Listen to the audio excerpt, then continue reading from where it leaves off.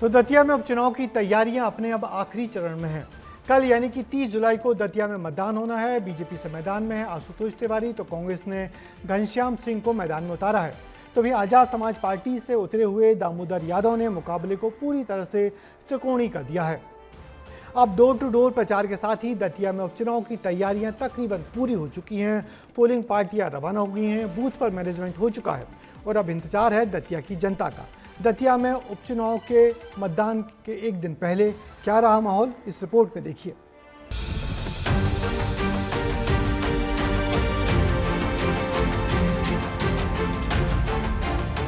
ये तस्वीरें हैं दतिया के चुनावी दंगल की। प्रचार थमा, डोर टू डोर संपर्क भी हुआ और अब कमान प्रशासन ने ले ली है। चुनावी रण के लिए पूरी तरह से दतिया तैयार हो गया है। 30 जुलाई को दतिया में मतदान है, जिसको लेकर मतदान दल अपने अपने बूथों के लिए रवाना हुए। केंद्रीय सुरक्षा बलों की तैनाती कर दी गई है और पूरे विधानसभा क्षेत्र में सुरक्षा का मजबूत घेरा बनाया गया है।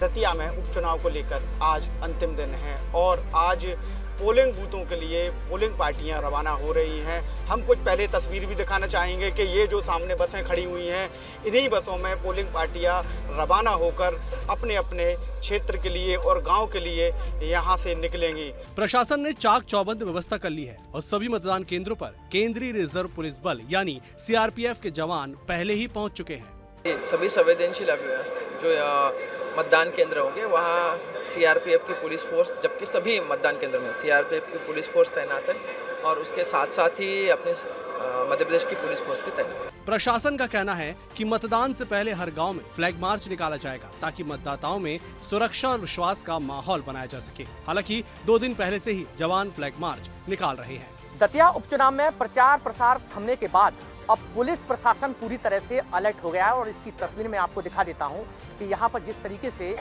जो फ्लैग मार्च है वो शहर में निकाला जा रहा है और पुलिस के जवान, सीआरपीएफ के जवान, सीआईएसएफ के जवान यहाँ पर जिस तरीके से फ्लैग मार्च कर रहे हैं, तस्वीरों आप देख सकते हैं। क्योंकि 30 तारीख को जो मतदान होना है उसको लेके पुलिस प्रशासन की पूरी जो तैयारियाँ हैं वो चल रही हैं। और सबसे बड़ी बात यह है कि पूरे जिले भर में 2500 से अधिक जो फोर्स है वो यहाँ पर तैनात किया जाएगा। काल ही पुलिस टीमें रवाना भी कर दी गई हैं कि किसी भी प्रकार का राजनीतिक दल अब चुनाव प्रचार के लिए यहाँ मौजूद ना रहे। हम लोग पूरे एरिया को डोमिनेट कर रहे हैं और जगह जगह पर जहाँ भी होटल हैं, धर्मशाला है, लॉजेज हैं, उनकी चेकिंग की जा रही है, चाहे वो कैश के संबंध में हो या फिर किसी राजनीतिक दल के रुकने के संबंध में हो।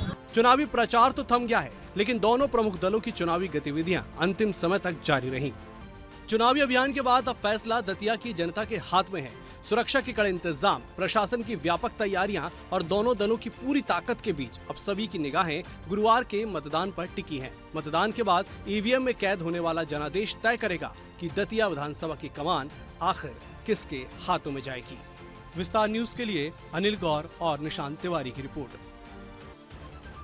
तो दतिया में उपचुनाव के चुनावी रंग आपने देखे और अब कल मतदान के बाद 3 अगस्त को चुनाव के नतीजे आएंगे और उन नतीजों के बाद ये साफ हो जाएगा कि दतिया के मन में कौन है, दतिया की जनता किसे चाहती है। फिलहाल उपचुनाव की तैयारियां पूरी हो चुकी हैं और अब बारी है जनता के फैसले की। कल सुबह से दतिया के मतदाता अपने मताधिकार का इस्तेमाल करेंगे और तय करेंगे क्षेत्र की कमान किसके हाथों में सौंपी जाए। बीजेपी, कांग्रेस और आजाद समाज पार्टी के बीच त्रिकोणीय मुकाबले में हर वोट अहम माना जा रहा है और अब निगाहें दतिया की जनता पर हैं कि आखिर उनका भरोसा किसके साथ जाता है।